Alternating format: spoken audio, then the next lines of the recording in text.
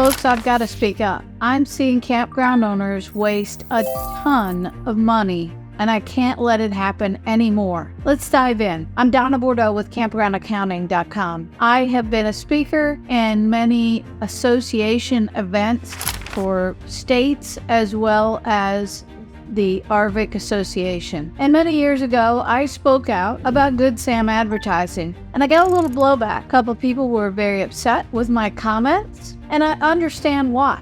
I found out later they worked for Good Sam. So I'm not here to damage a reputation of a company, but I need to bring out some facts that you as campground owners need to realize and to know. And I'm seeing a continuing problem in our industry with how advertising is approached. Remember those good old days of Yellow Page ads? And people kept selling Yellow Page ads long after nobody was ever looking at them. Well, folks, we got ourselves a case of the Yellow Page ads. What brought this to light and really angered me is one of my newer clients approached me and said, hey, I've got this payment plan set up with Good Sam, so you'll see these payments drafting each month. So I asked her to send me a copy of the agreement. This agreement was for monthly payments and a hefty down payment that totaled nearly $12,000. It was $11,931 to be exact. This is a campground that is in a great travel area, a small family-owned campground with 35 sites.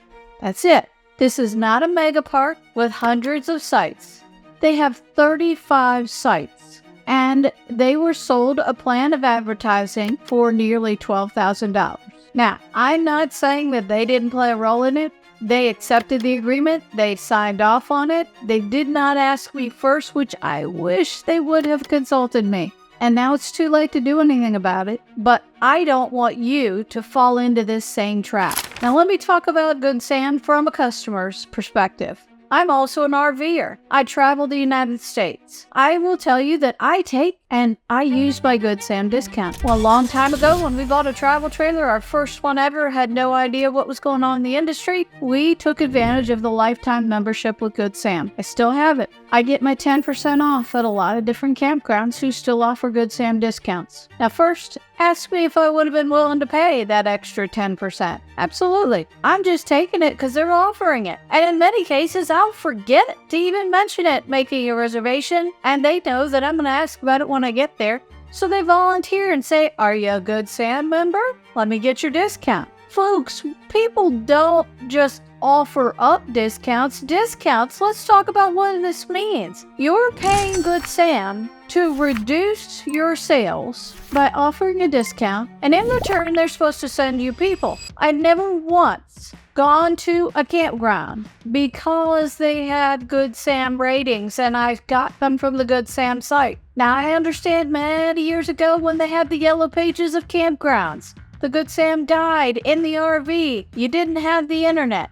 You'd look in there, find out, and map out where you were going to go. I get that. I also remember the days when Kodak made cameras with film in it. That doesn't change the fact that our system has changed these days, and nobody that I know of has used Good Sam to book their campground. Unless they're on a Good Sam reservation system, nobody says, hey, I think I'll go find a campground. Let me go to goodsam.com. Doesn't happen, folks. Now, if you're using other platforms to book a trip, yes, you will see Good Sam ratings. And you will see the Good Sam logo over the park. However, I don't still use that. We look at the ratings that guests give a campground and the comments of reviews that guests list for a campground. I even question how the rating system works because from what I've seen, the people who pay more get better ratings. I don't have any evidence to back that up, just telling you an observation of what I see. So I'm not here to tell you that Good Sam doesn't work.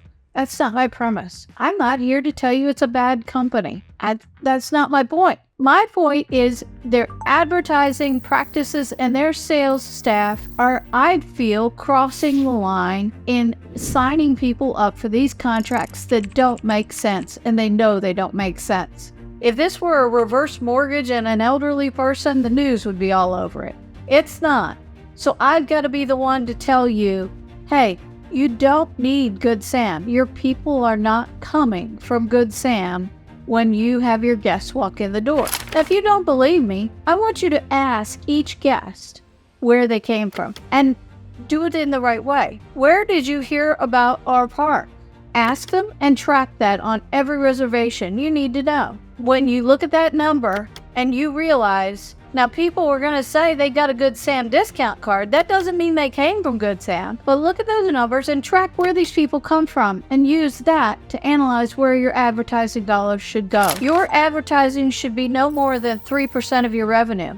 In the case with my client, if they had to spend $12,000 on this Good Sam contract, they would need to bring in an extra $400,000 in revenue that was specifically driven to them by Good Sam. I'm here to tell you, they got 35 sites. That would be nearly impossible. So keep your eye out, folks. Use good judgment. Talk to someone before you sign off on these contracts, and know that your guests are not finding you in most cases from Good Sam. I'm sure they may be helping by having ratings that are out there, but educated guests know those ratings don't matter. And talk to your fellow campground owners who have dropped this. Ask them if their business has dropped off. I know the answer, but I want you to hear it from their ears.